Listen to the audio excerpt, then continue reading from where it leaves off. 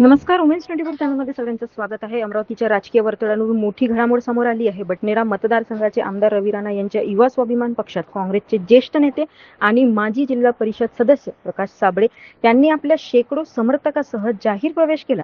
नुकत्याच पार पडलेल्या अमरावती विधान परिषद निवडणुकीनंतर हा पक्षप्रवेश काँग्रेससाठी मोठा राजकीय धक्का मानला जात आहे.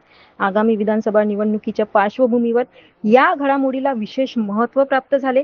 अंजनगाव, बारी, बडनेरा आणि ग्रामीण भागात प्रकाश साबळे यांचा प्रभाव लक्षात घेता त्यांच्या पक्षप्रवेशामुळे युवा स्वाभिमान पक्षाची संघटना ताकद आणखी वाढण्याची शक्यता व्यक्त केली जात आहे. यावेळी अनेक निष्ठावान काँग्रेस कार्यकर्त्यांनीही पक्षाला रामराम करत युवा स्वाभिमान पक्षात प्रवेश केला. त्यामुळे स्थानिक पातळीवरील काँग्रेस समोर नव्या संघटनात्मक आव्हानाची चर्चा सुरू आहे. दरम्यान विकास कामाचा वेग आणि आमदार रवी राणा यांच्या कार्यपद्धतीवर विश्वास असल्याने हा निर्णय घेतल्याचे नव्याने पक्षात प्रवेश केलेल्या कार्यकर्त्यांनी सांगितले. या पक्षप्रवेशामुळे बडनेरा आणि अमरावतीच्या राजकीय समीकरणामध्ये आगामी काळात मोठे बदल होण्याची शक्यता राजकीय विशेषाकडून व्यक्त केली जात आहे. हा पक्षप्रवेश नाही, एका परिवारासारखं राहण्यासाठी आपल्या परिवारामध्ये एक आगमन झालेलं आहे. प्रकाशच्या माध्यमातून अनेक कार्यकर्त्यांचं आगमन झालं आहे आणि पक्षात आता तुम्ही पाहिलं की अनेक पक्ष आज जर डोळ्यांनी पाहिलं तर मेंढरासारख्या प्रवेश पक्षामध्ये चालू आहे. तर मेंढरासारखा प्रवेश आपल्याला करायचा नाही.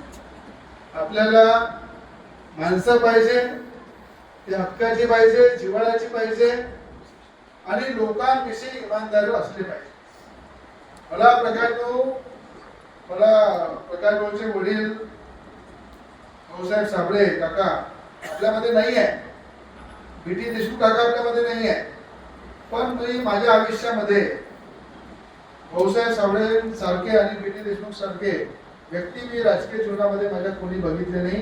ते असे व्यक्तिमत्व आपल्या जिल्ह्यामध्ये होऊन गेले की ज्यांनी नेहमी लोकांना कार्य दिलं, नेहमी लोकांसाठी जगले, स्वतःसाठी न जगता लोकांसाठी जगले.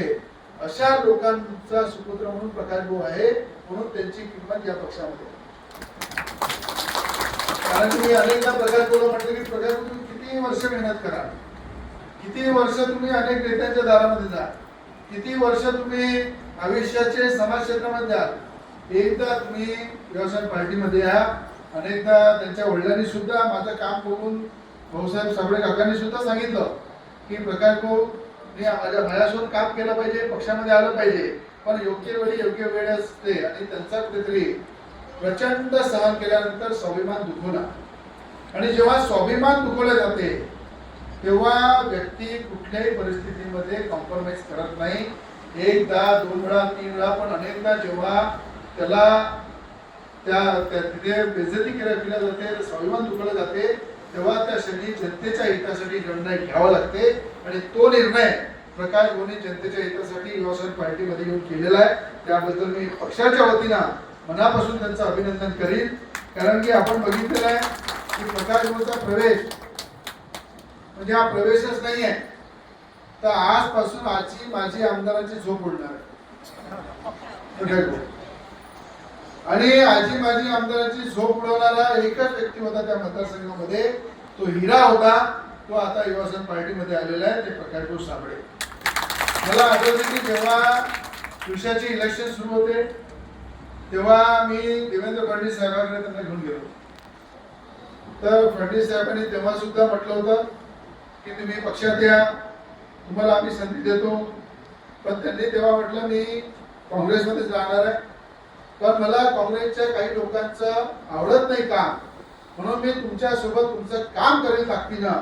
आणि त्या ठिकाणी त्या मतदार. तुमची काय प्रतिक्रिया आहे कमेंटमध्ये नक्की सांगा आणि अशाच घडामोडीसाठी बघत राहा उमेश 24 चॅनल.